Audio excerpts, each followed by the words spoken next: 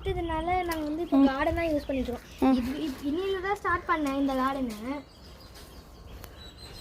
இது வந்து இந்த தண்ணி எதுக்குன்னா வந்து அங்கே தண்ணி என்னைக்கா வரலன்னா அதுக்கு வந்து இந்த தண்ணி வந்து அன்னைக்கு அந்த சப்போஸ் டைமில் வரலன்னா இந்த தண்ணி எடுத்து ஊற்றிக்கலாம். இது வந்து எதுக்குன்னா மண்ணெலாம் வந்து நல்லா இல்லை, இப்போ வர மண்ணெலாம் அவ்வளோ நல்லா இல்லை, அதனால வந்து அந்த மண்ணை ஜெலிச்சு வச்சுக்கலான்றதால வச்சுருக்கேன்.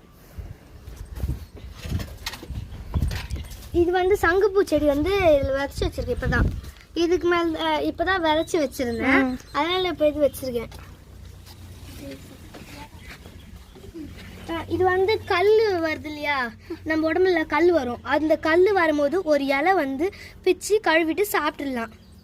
இது வந்து புதினா, நம்ம எல்லாத்துக்குமே குழம்புக்கு நிறைய யூஸ் பண்ணுவோம். இது வந்து சப்போஸ் நான் வந்து டக்குன்னு விதை எடுத்துகிட்டு வந்து எனக்கு டைம் இல்லை அப்படின்னா இதில் போட்டு வச்சுப்பேன். அப்புறம் வந்து டைம் இருக்கும்போது வந்து விதைச்சிடுவேன். இது மண்ணில் தான் நான் வந்து ஜெலிச்சுலாம் வச்சுருப்பேன், டைம் இருக்கும்போது ஜெலிச்சு வச்சுருப்பேன். அப்புறம் ஜெலிச்சு வச்சுட்டா டக்குன்னு செடி வைக்கிறதுக்கு ஈஸியாக இருக்கும். இது வந்து ஷோ செடி. அப்புறம் இதில் வந்து கொத்தமல்லி பாருங்க போட்டு வச்சுருக்கேன். போட்டுட்டேன். இது வந்து எதுக்கு நிறைய பேர் கேட்டாங்க, எதுவுமே வந்து உட்காரத்துக்கு தான் வந்து கட்டை போட்டு வச்சுருந்தேன். அப்புறம் இந்த கம்பி கூட எதுக்கு, நீங்கள் இதெல்லாம் எதுக்கு வச்சுருக்கீங்க இப்படிலாம் கேட்டாங்க. நான் வந்து சொன்னேன், சங்குப்பூ செடி இருக்கு இல்லையா, அது நம்ம வந்து நார்மலாக விட்டால் ரொம்ப அவ்வளோ இது நல்லா இருக்காது, அதனால என்ன பண்ணால் இதை நம்ம நல்லா எடுத்து நிற்க வச்சுக்கலாம். இதோ இருவாங்க